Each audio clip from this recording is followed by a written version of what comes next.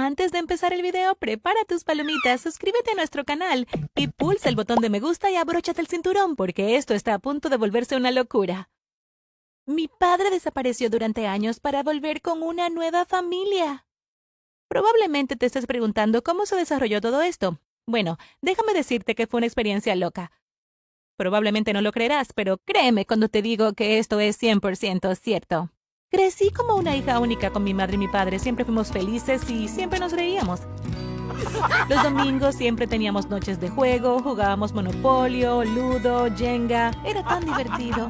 Con mi madre horneábamos pasteles. Me encantaba hornear. Y con mi papá íbamos a un lago cercano a pescar. No era la típica adolescente. Los amaba y respetaba a ambos.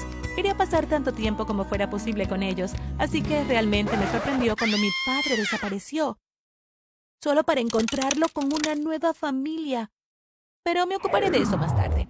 Por ahora déjame rebobinar a cuando empezó. Mi padre trabajaba en una compañía de marketing que se mudaba mucho de lugar. En lugar de obligarnos a mudarnos cada 2 meses más o menos, mi padre conducía a ciertos lugares para completar su trabajo. Y una noche tuvo una reunión a varios cientos de millas de distancia. Tomó su auto, se despidió de mamá y de mí y se fue.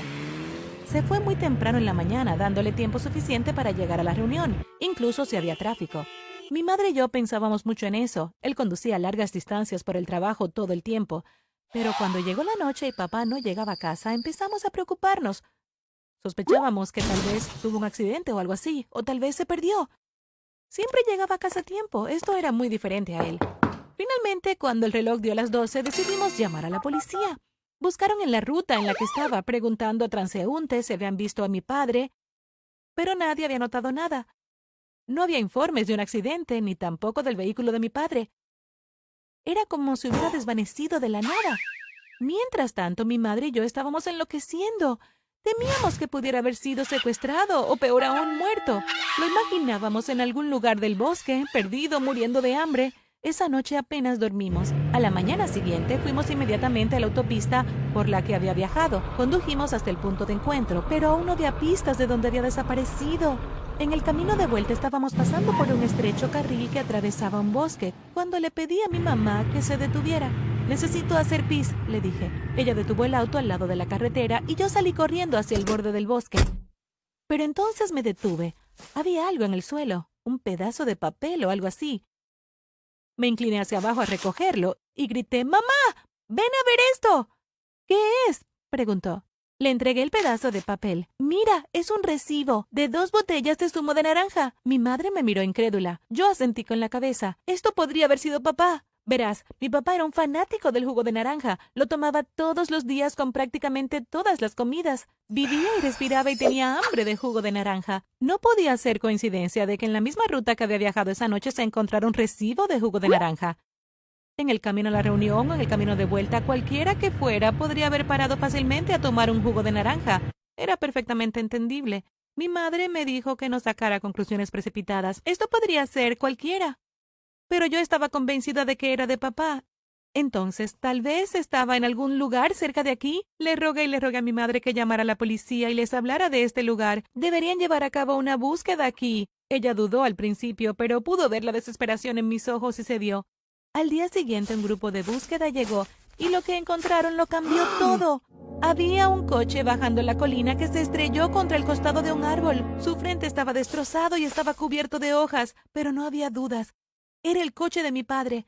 Mi mamá y yo estábamos muy aliviadas, pero también preocupadas. El cuerpo de papá no estaba en el coche, lo que significaba que había sobrevivido al accidente. Pero entonces, ¿dónde estaba? Si hubiera salido vivo, seguramente se habría ido corriendo a casa. Si no, eso significaba que estaba herido en algún lugar, perdido en el bosque. Buscamos en el resto del bosque ese día, pero no había rastros de él, ni siquiera una huella. Terminamos el día de búsqueda decepcionados. Todavía tenía la esperanza de que encontráramos a mi padre, pero cuando me despertaba por la mañana siempre esperaba que estuviera en la cocina, como siempre, cocinando huevos y tocino o silbando una melodía. Pero cada mañana bajaba las escaleras y encontraba la cocina vacía. Mi padre seguía desaparecido. Realmente pensé que lo encontraríamos, pero los días se convirtieron en semanas, luego las semanas en meses y aún no teníamos ni idea de dónde estaba papá. Antes de que nos diéramos cuenta, se acercaba el primer aniversario de la desaparición de papá y empezábamos a pensar que papá estaba muerto. No teníamos otra explicación. Debió perderse en el bosque o morir de hambre. Era la conclusión a la que llegábamos. Mi terapeuta me animó a seguir adelante y a continuar con mi vida, pero me resultó muy difícil. Todavía creía que mi padre estaba vivo en algún lugar. Y supongo que lo estaba. 2 semanas después de cumplirse el año de su desaparición, estaba comprando en un supermercado algunas cosas para mamá, cuando creí ver a alguien familiar. Era un hombre de espaldas a mí con una gorra verde. Creí reconocer algo de su físico, la forma en que se comportaba. Luego se dio vuelta. Y casi grité sorprendida. ¡Era papá! ¡Mi papá! ¡Estaba vivo! Se había dejado crecer la barba, pero lo reconocería en cualquier parte. Estaba parado del otro lado de la tienda, así que tuve que correr para tratar de alcanzarlo. Pero entonces pasó una multitud de gente y me perdí en el mar de gente. Me empujaron por los pasillos y cuando llegué al lugar donde papá estaba parado, se había ido. Busqué por todas partes, corrí por toda la tienda, salí para ver si se había ido. Pero no había nada. No había ninguna señal. Estaba aterrorizada de que fuera a desaparecer como la última vez. Finalmente, después de 2 horas de búsqueda, me fui a casa. Cuando llegué a casa, se lo conté a mamá. Le conté cómo encontré a papá, cómo estaba en el supermercado. La cara de mi madre se iluminó al principio cuando le dije que había visto a papá, pero luego sus rasgos se desvanecieron lentamente en decepción. Cariño, creo que solo estabas alucinando, me dijo. No, no lo estaba, era real, estoy segura de ello, le dije. Entonces, ¿por qué no ha vuelto con nosotros? Dijo ella con tristeza. ¿Por qué estaría tan cerca, pero ni siquiera se molestaría en decirnos que estaba vivo? Ella tenía un buen punto. Era muy extraño. Y era mucho más lógico de lo que hubiera imaginado. Mi terapeuta siempre decía que las visiones y alucinaciones de nuestros seres queridos perdidos eran bastante comunes en las etapas de duelo, así que asentí con la cabeza a lo que dijo mi madre y no volví a hablar de ello. La semana siguiente fui al supermercado otra vez, pero en esta ocasión vino mamá. Llegamos a la tienda y empezamos a comprar las cosas de nuestra lista. Planeábamos hacer un enorme asado esa noche. Mamá iba a hacer pastel de manzana. Sentíamos que merecíamos consentirnos. Mientras caminábamos por los pasillos, recogiendo los ingredientes, vi una gorra verde otra vez. Me limpié los ojos y, por supuesto, ahí estaba, esa gorra verde. Me hice a un lado para ver mejor, y ahí estaba, de pie tranquilamente, mi padre. ¡Mamá, ven rápido!, la llamé. Mamá se acercó corriendo. ¿Qué es? ¿Qué pasa?, preguntó. Señalé al hombre que se parecía a mi padre, y vi cómo el color se desvanecía de la cara de mi madre. Llevaba un cartón de leche, pero se le cayó al suelo y derramó la leche por todas partes. Mi madre y yo nos quedamos paralizadas en el lugar, paralizadas por el shock al ver a mi padre, su marido, que se había perdido por más de 1 año, parado a pocos metros. Estaba a punto de gritar y de correr hacia él con alivio cuando una mujer se acercó a él. Parecía conocerlo y la miramos con horror. Ella se inclinó y lo besó cariñosamente en la boca. En sus brazos cargaba un pequeño bebé, obviamente recién nacido, y papá se inclinó rápidamente para besarlo en la cabeza. No podíamos creer lo que veíamos. Mi padre con una nueva novia y un bebé. ¿Qué? No hay manera de que esto sea real. De ninguna manera papá podría hacernos algo así. Pero estaba ahí, parado justo ahí.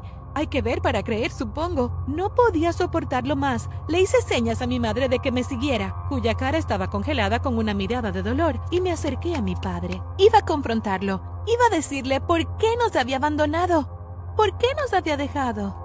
Le di una palmadita en el hombro y se dio vuelta, sonriéndome ligeramente. Ni siquiera parecía preocupado por mi apariencia, como si yo fuera cualquier persona, un extraño, y no su propia hija.